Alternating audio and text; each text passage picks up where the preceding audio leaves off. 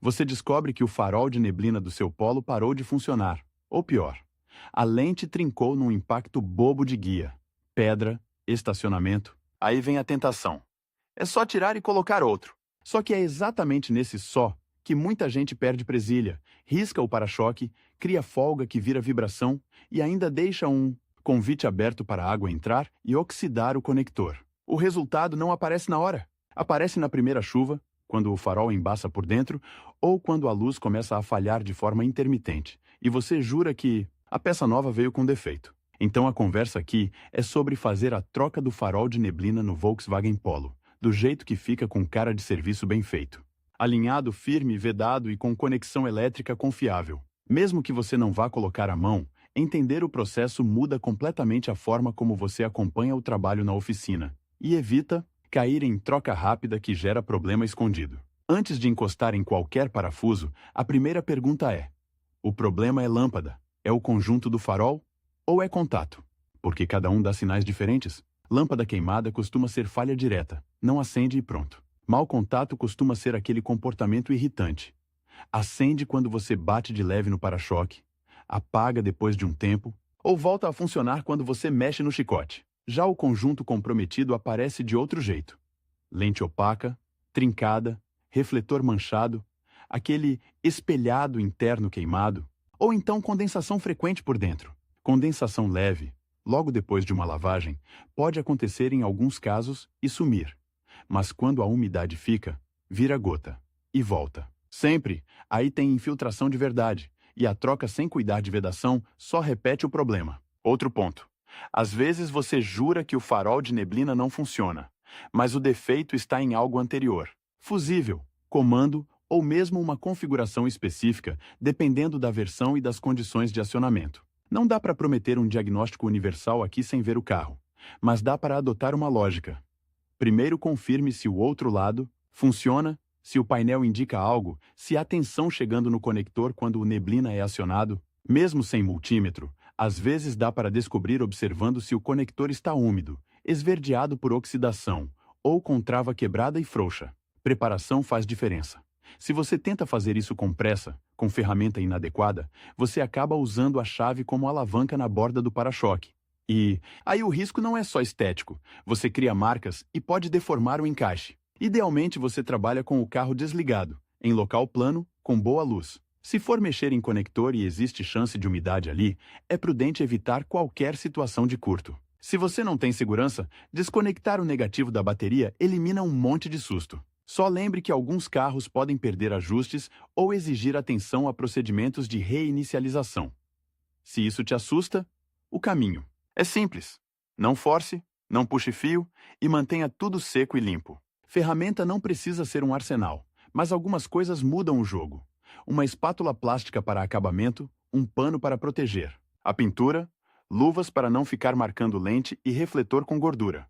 E alguma forma de limpar contato se você encontrar oxidação. E tem um item que quase ninguém considera: presilhas sobressalentes. Não porque você vai quebrar com certeza, mas porque plástico envelhece, pega sol, pega vibração e às vezes a presilha já está no limite. Se você tem como comprar uma ou duas do modelo correto antes, você transforma um potencial drama num detalhe. Agora vem o trecho que confunde muita gente.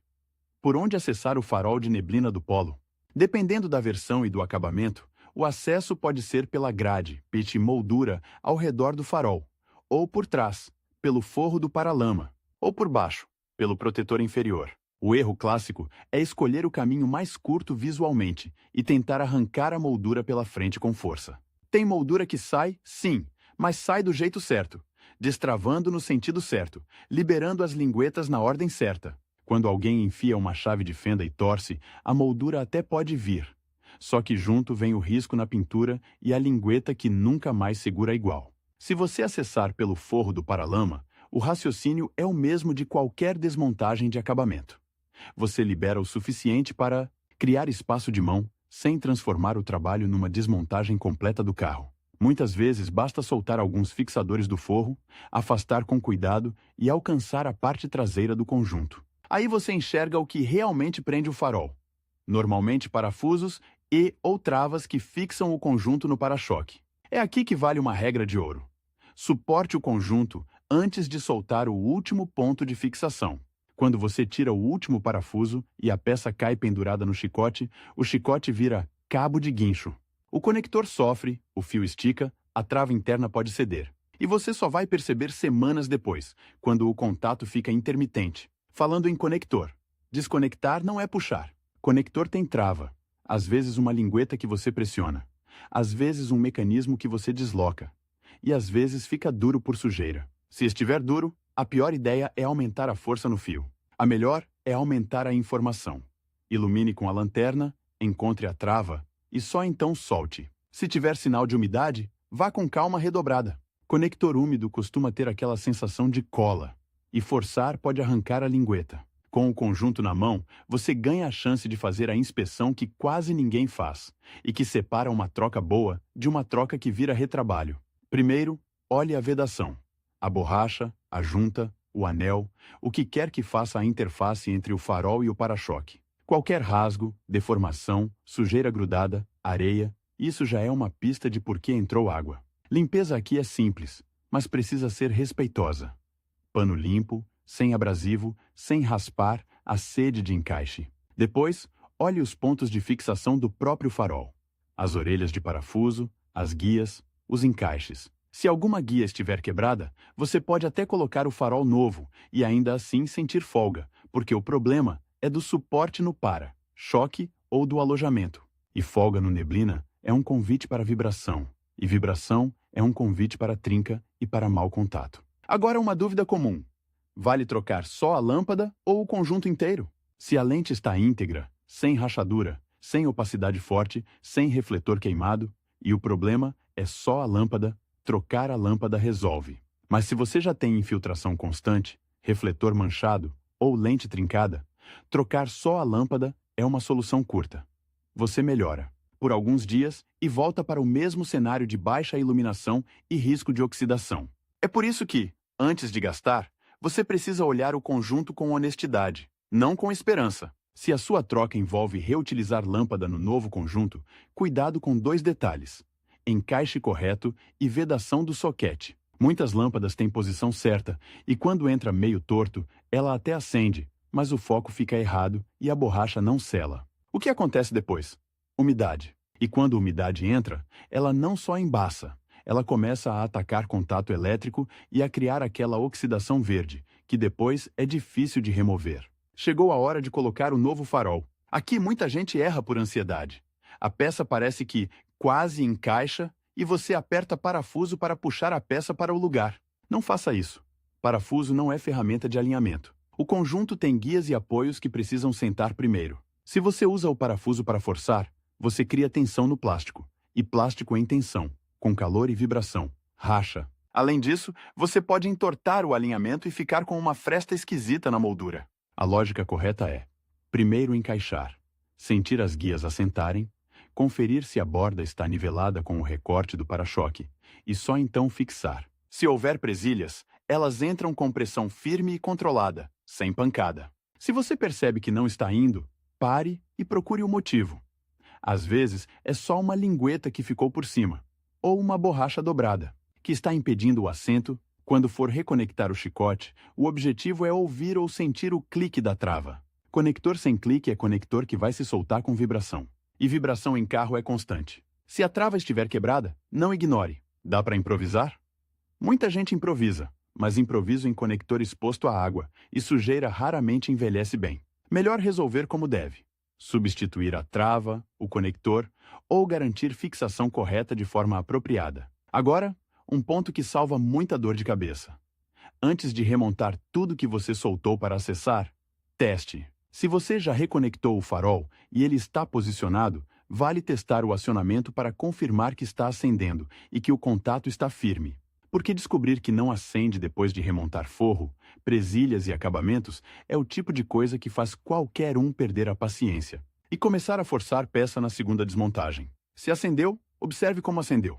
Uma luz fraca pode indicar lâmpada errada, encaixe errado ou refletor comprometido. Uma luz que pisca pode indicar contato. Uma luz que acende e apaga quando você mexe levemente no chicote indica que o problema não era o farol, era a conexão. E aí você Precisa resolver o conector antes que ele te deixe na mão de novo. Depois, vem a parte que quase ninguém faz e que responde por metade das reclamações pós-troca: validação de encaixe e vedação. Olhe de frente e compare os dois lados. O farol está na mesma profundidade? A moldura está alinhada e sem frestas irregulares? Pressionando levemente com a mão, ele parece firme ou bambeia? Se bambeia, algo não assentou, ou falta fixação, ou uma guia não entrou. E a vedação não se valida só olhando. O sinal mais honesto vem depois. Se você lavou o carro ou pegou chuva e começou a aparecer névoa interna que não some, trate isso como alerta, não como normal. Não é questão de estética. Umidade constante vira oxidação, e oxidação vira resistência elétrica, aquecimento, falha e, em alguns casos, dano no conector e no chicote. Também vale olhar por trás, se tiver acesso, para ver se a borracha do soquete está bem assentada e se não ficou nada pinçado. Coisa simples. Um pedaço do forro do paralama pressionando o chicote no lugar errado pode criar tensão e, com o tempo, quebrar fio por dentro. Você não vê de fora, mas o problema aparece como falha intermitente que te enlouquece. E aqui entra a pergunta que muita gente não gosta de ouvir. Quando é melhor parar e ir para a oficina? Quando você percebe que as presilhas do para-choque já estão quebradas? Quando o acesso exige desmontagem maior que você não consegue fazer sem apoio? Quando o conector está oxidado a ponto de esfarelar? Ou quando a peça nova não encaixa como a antiga e você suspeita que não é compatível? Forçar peça errada no lugar certo é a receita mais rápida para desalinhamento. E desalinhamento no para-choque é aquele defeito que todo mundo vê, inclusive você, toda vez que chega perto do carro. Outra armadilha: comprar conjunto paralelo de qualidade duvidosa. Não dá para cravar marcas ou resultados, mas dá para dizer o que observar. Encaixes mal acabados, borrachas muito finas, lente com aparência irregular e principalmente fixadores que não respeitam o desenho original. Se o encaixe não conversa com o recorte do para-choque, você vai acabar fabricando o alinhamento com força. E já deu para entender onde isso termina. Se você fizer tudo com calma, o trabalho fica surpreendentemente limpo. Você solta o necessário, não agride acabamento, não deixa marca, reconecta com clique, testa antes de fechar e remonta sem pressa. E essa é a diferença entre uma troca que funciona agora e uma troca que continua funcionando daqui a meses. No meio disso tudo, tem um detalhe psicológico. A gente tende a culpar a peça. Se algo não encaixa, a peça veio errada. Se não acende, o farol veio com defeito. Às vezes é. Mas na maioria das vezes, o vilão é o pequeno passo que foi pulado. Uma guia que não assentou, uma borracha dobrada, uma trava que não clicou, um conector puxado pelo fio. Pequenos erros que não gritam na hora. E é por isso que a troca do farol de neblina no Volkswagen Polo é mais delicada do que parece. Não pela dificuldade técnica, mas pelo tanto de coisa invisível que precisa ficar certa ao mesmo tempo. Encaixe, fixação, elétrica e vedação. Se você quiser um jeito simples de se orientar mentalmente, pense em 3 perguntas antes de chamar o trabalho de pronto. Primeiro, está firme? Segundo, está alinhado como o outro lado? Terceiro, está protegido contra a água, sem sinais de fresta, borracha torta ou conector vulnerável? Se as 3 respostas forem sim, você não fez apenas uma troca. Você restaurou o conjunto como deveria estar. E quando você presta atenção nisso, a história muda. Você deixa de apenas substituir uma peça e passa a evitar os problemas que aparecem. Depois, quando ninguém mais está olhando, aí sim, a troca do farol de neblina no Volkswagen Polo fica com resultado de original. Sem barulho, sem folga, sem embaçar e sem surpresa. Na próxima chuva.